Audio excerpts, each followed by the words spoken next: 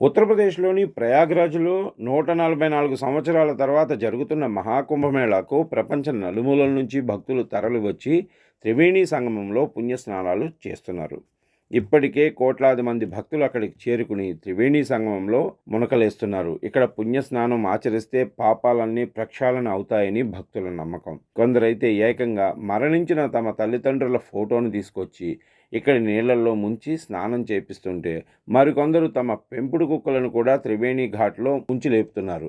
ఈ క్రమంలో ఒక వ్యక్తి అంతకు మించిన విచిత్రం చేశాడు. ఇతగాడు చేసిన పనికి అంతా నోరెళ్లబెట్టారు. ప్రస్తుతం ఈ వీడియో నెట్టంట తెగ వైరల్ అవుతుంది. ఈ వీడియోలో ఘాటు వద్ద కొందరు వ్యక్తులు నీళ్లలో పుణ్యస్నానాలు చేస్తుండడం కనిపిస్తుంది.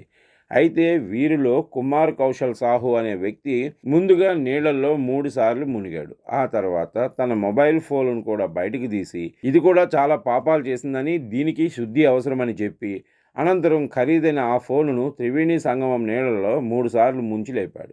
దీంతో అక్కడి చుట్టుపక్కల ఉన్న జనాలు స్నానాలు చేయటం మాని అతగాడి ఘనకార్యాన్ని నోరెళ్లబెట్టి చూడసాగారు. మొబైల్ ఫోన్కు పవిత్ర స్థలంలో పవిత్ర స్నానం చేపిస్తున్న ఈ వీడియో క్లిప్ ప్రస్తుతం సోషల్ మీడియాలో తెగ వైరల్ అవుతుంది.